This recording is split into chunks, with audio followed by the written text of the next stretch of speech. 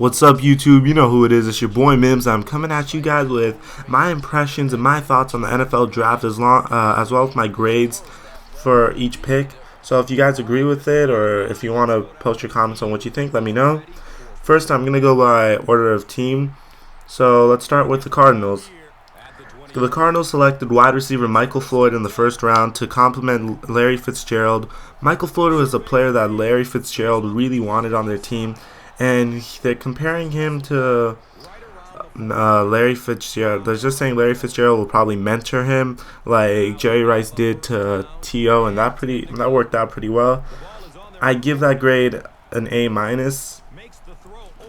So the next team I'm going to do is the Atlanta Falcons. The Atlanta Falcons didn't have a first-round pick, but they got a first-round talent in Peter Cons in the second round, the bottom of the second round. The 6'5", 314-pound right guard, or he could play center, should start right away when he plays for the Atlanta Falcons. I love that pick, and I give it an A+. That's a huge steal for the Falcons. So the next team I'm going to talk about is the Baltimore Ravens. Of course, the Ravens don't have a first-round pick again, but they got a sick talent in Courtney Upshaw when they traded down, which was genius because they got their talent, they got who they needed, and they traded down, got picked up an additional fourth-round pick, and that worked out really great for them. Great moves. The next would be the Buffalo Bills. They drafted Stephen Gilmore, and this was a great pick because Stephen Gilmore definitely fulfills the need they had. Prior to this, their cornerbacks were Aaron Williams and Leotis McKelvin, I believe. And with Super Mario at the front, the Buffalo Bills should have an amazing defense, and they show their commitment to defense with this pick. I give it an A. Great pick. Congratulations, Camp of Duty. So next is going to be the Carolina Panthers. At first, I really didn't like this pick, mainly because I didn't hear much about Kuechly. But when I researched him more and I looked more into it, I saw that he was actually a pretty good linebacker and very good value, and he is worthy of top 10. Because the Panthers also have one of the worst interior defenses in the NFL, and Kuechly should help out John Beeston in the linebacker core and would allow John Beeston to make a move to weak side linebacker and really give the Panthers one of the better linebacker core. So next I'm going to talk to you guys about the Chicago Bears. And this pick, I was kind of scratching my head at first. It was Shea McClellan at the 19th pick. It wasn't really a major need. I guess they wanted someone to complement Julius Peppers. He allows them to run some 3-4 if they wanted to, and he could even play some games with Julius Peppers on the same side. I give it a B. I like their second round pick, Alshon Jeffrey. I always thought that Alshon Jeffrey was the best wide receiver. He's the next Keyshawn Johnson, in my opinion. And with Brandon Marshall, Alshon Jeffrey, and Devin Hester running the slot, they have the Chicago Bears have a deadly wide receiver core. I give that an A+. So next is going to be Cincinnati. Cincinnati drafted in the first round Dre Kirkpatrick, who is one of the players that was supposed to go originally beginning of the year in the top 10 until the emergence of Morris Claiborne. And he's a much better fit for the defense, the Bengals defense, than Stephen Gilmore would be. Kirkpatrick will be an instant starter, obviously, and he's a pro-ready corner who will give them a very tough secondary. And I guess they were just thinking, let's replace Jonathan Joseph with this pick, and they did. That's an A+. The other first-round pick was offensive guard Kevin Zeitler, who's a great fit on their offense as well because the Bengals usually run it, and Zeitler should just slide right in between their other guards, the other linemen, Smith and Cook. Zeitler is a true pounding offensive guard, and he should be able to add to the run blocking in Cincinnati, but his pass blocking will also help protect last year's second-round pick, Andy Dalton. And with more time, Dalton to AJ Green will become a scary combination. So the next team is going to be the Cleveland Browns. We all love the Trent Richardson pick. They traded up to draft him. They're calling him the best running back since Adrian Peterson. Let's hope that's true. We don't want another bust. And this should definitely help Colt McCoy, if Colt McCoy even starts, because with their other first-round pick, the Browns reached and took Brandon Weeden. And I really don't like this pick at all. Brandon Weeden's 28 years old. He's a great talent, has a great arm, but they're calling him the next Chris Winkie. And Brandon Weeden is a mid-second round value, so why would you use a first-round pick on him? In my opinion, they should have drafted him 10 spots later, but I guess they just really want a competition for Colt McCoy. Brandon Weeden is targeting a career like Kurt Warner's, and we'll see how that works.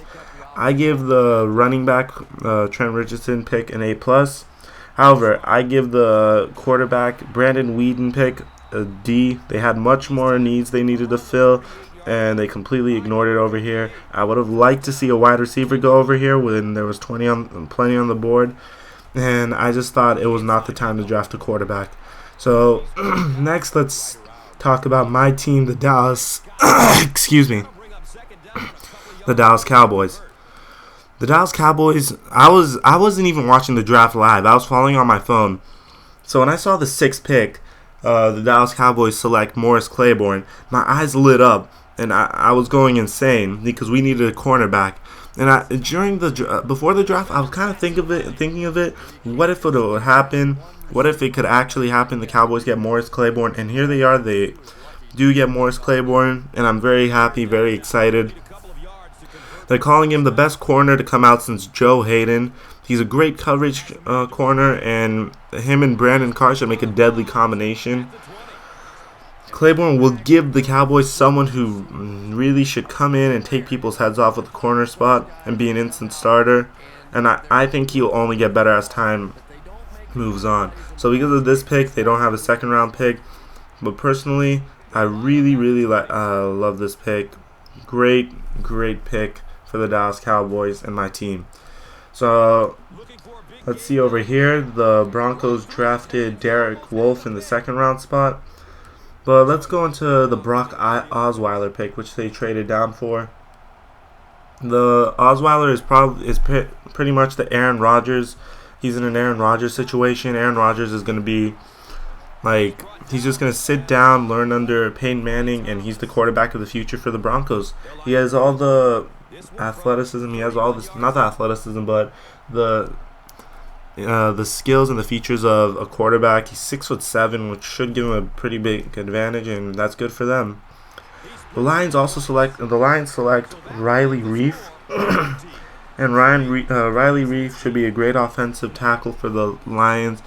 Should give Matthew Stafford, who's made out of glass, much more time in the pocket.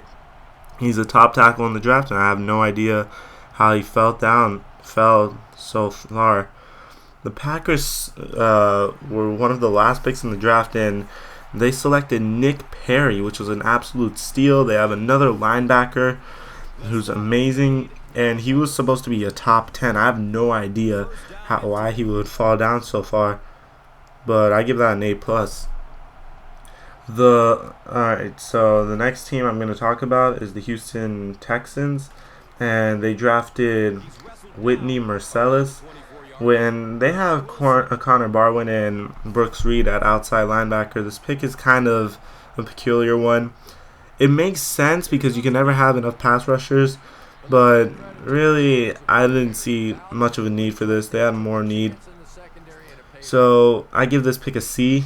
Honestly, I think they could have done better, but whatever. I guess they really needed a linebacker, or they wanted one. So next is the Colts. I love their picks. Absolutely am in love with the Colts picks. They obviously draft Andrew Luck, the number one player, and for the past 2 years. But I love how they paired him up with Coby Fleener. These two already have amazing chemistry, and this should definitely carry on to the NFL. All he needs is some work and blocking, but Coby Fleener and Andrew Luck already established amazing chemistry, and that's only going to carry to the NFL. I give that pick like an A++. That's probably my favorite pick of the draft. Alright, the Jaguars traded up and drafted Justin Blackmon. And a lot of people wrote this off as an F. I honestly think this could be an A because they had an awful wide receiver core. They really needed a target for Blaine Gabbert. Problem is, Blaine Gabbert can't even throw it that far, and accurately. But we'll see, because I see Justin Blackmon as a Deshaun Jackson type. But hopefully he could pan out. Let's see. I give it an A. This pick I absolutely hated. The Chiefs selected Dontari Poe. And I really don't believe in drafting a player just because of his combine, because if he's amazing in the combine, shouldn't he have been amazing in college? I really see Dontari Poe busting, unfortunately. He's 350 pounds, and he ran a 5.0 40-yard, but if that was the case, why didn't he dominate in a very small conference in Memphis? Honestly, I give it an F because I don't trust in just the combine. Next is the Miami Dolphins. They reached for Ryan Tannehill, who is the franchise quarterback they needed. The first quarterback they drafted since Dan Marino in the first round. He's very mobile, but I think he's a reach. You could have gotten him much later. You could have traded down, picked up maybe a wide receiver to replace Brandon Marshall. I give that pick a C.